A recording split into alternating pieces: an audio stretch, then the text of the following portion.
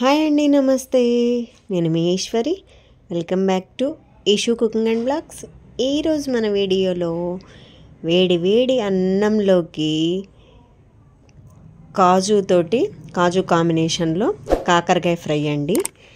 వేడి వేడి అన్నంలో నెయ్యి వేసుకొని ఈ కాజు కాకరకాయ ఫ్రై కనుక తిన్నామంటే టేస్ట్ అయితే చాలా చాలా సూపర్గా ఉంటుంది. నార్మల్గానే మనకి కాకరకాయ ఫ్రై అంటే ఎంతో అద్భుతంగా ఉంటుంది. మరి ఇలా ఒకసారి ట్రై చేసి చూడండి. లేట్ ఎందుకు, మనం వీడియోలోకి వెళ్ళిపోదాం. ఫస్ట్ ఒక 1/2 kg కాకరకాయలు ఫ్రెష్గా ఉన్నవి తీసుకోండి.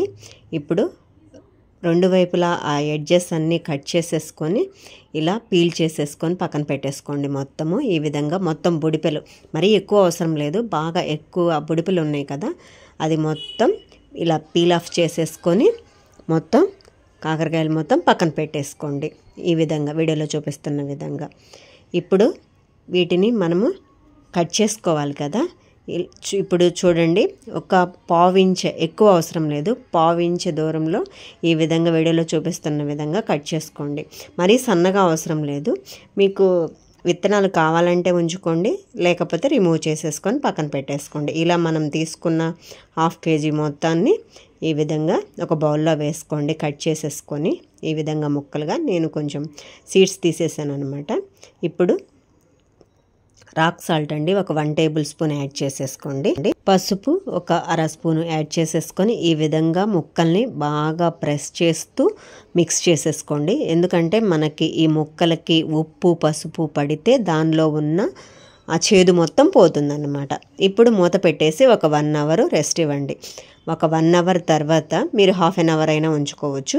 1 అవర్ తర్వాత ఇలా కాకరకాయలకి ఉప్పు పసుపు అదంతా పట్టింది కదా, బాగా స్క్వీజ్ చేసేసుకోండి. దానిలోనే ఆ చేదు మొత్తం పోతుందన్నమాట. చూడండి, మనం రిమూవ్ చేసాం కదా, మొత్తం ఆ స్క్వీజ్ చేసిన వాటర్ చూడండి ఎలా ఉన్నాయి. అవి పక్కన పెట్టేసుకొని ఇప్పుడు మనం స్టవ్ వెలిగించి ప్యాన్ పెట్టేసుకొని ఒక ఆయిల్ వేసేసుకొని ఒక 2 టేబుల్ స్పూన్లు జీడిపప్పు అండి, 2 విధాలుగా తీసుకోండి. ఒక 2 టేబుల్ స్పూన్లు 3 టేబుల్ స్పూన్లు, కొంచెం ఎక్కువే తీసుకోండి, ఎందుకంటే మనము వేసుకోవటానికి అన్ని మిక్సీ పట్టేసుకోవటానికి.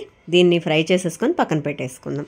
ఇప్పుడు అదే ప్యాన్లో ఒక 2 టేబుల్ స్పూన్ల ధనియాలు, ఒక 1 టేబుల్ స్పూన్ జీలకర్ర, ఒక 3-4 ఎండుమిర్చి ఇలా హాఫ్ కట్ చేసేసుకొని వేసేసుకొని కొంచెం ఫ్రై చేసుకున్న తర్వాత ఎండు కొబ్బరి అండి, ఒక 2 టేబుల్ స్పూన్ల ఎండు కొబ్బరి యాడ్ చేసుకొని ఒక 10-12 వెల్లుల్లి రెమ్మలు కూడా పొట్టు తీయకుండా యాడ్ చేసేసుకొని ఇక్కడ డ్రై రోస్ట్ చేసేసుకోండి. చేసేసుకున్న తర్వాత ఆయిల్లోనే రోస్ట్ చేసుకున్న తర్వాత దాన్ని మనం ఒక ప్లేట్లోకి తీసేసుకొని ఇప్పుడు మిక్సర్ జార్లోకి వేసుకున్న తర్వాత దానిలోకి సాల్ట్ సరిపడా యాడ్ చేసేసుకోండి. పసుపు, అదేవిధంగా కారం అండి, ఎండు కారం ఒక 2 టేబుల్ స్పూన్లు యాడ్ చేసేసుకొని మిక్సీ పట్టేసుకుందాం. ఇప్పుడు మిక్సీ పట్టేసుకున్న తర్వాత ఇప్పుడు ఇందాక మనము ఫ్రై చేసుకొని పక్కన పెట్టుకున్నాం కదా జీడిపప్పు, అవి యాడ్ చేసుకొని ఒక చిన్న లెమన్ సైజు కూడా చింతపండు యాడ్ చేసుకోండి. చింతపండు మీకు సరిపడా, మీకు టేస్ట్కి సరిపడా యాడ్ చేసుకోండి. మీరు ఎక్కువ తినలేకపోతే కొంచెం తక్కువ యాడ్ చేసుకొని కోర్సుగా మిక్సీ పట్టేసుకొని పక్కన పెట్టేసుకోండి.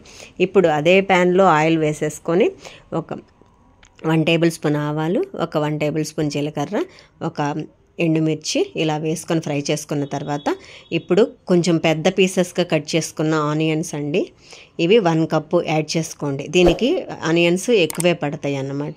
ఈ విధంగా కలుపుకుంటూ కొంచెం ఫ్రై చేసుకోండి. ఆ తర్వాత ఒక 2 రెమ్మల కరివేపాకు యాడ్ చేసేసుకొని ఇప్పుడు మనం స్క్వీజ్ చేసుకొని పక్కన పెట్టేసుకున్నాం కదా కాకరకాయ ముక్కలు, వాటిని కూడా యాడ్ చేసుకోండి. ఉల్లిపాయలు ఎక్కువ వేగనవసరం లేదు, ఎందుకంటే మనకి ఇక్కడ కాకరకాయలు కూడా పచ్చివే కదా, వేగాలి కదా, సో అందుకే.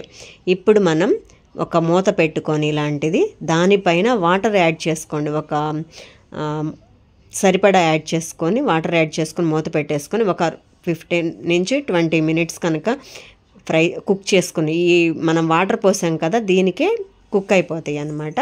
మధ్యలో ఒకసారి చెక్ చేసుకోండి, ఎందుకంటే అడుగు పడుతుంది.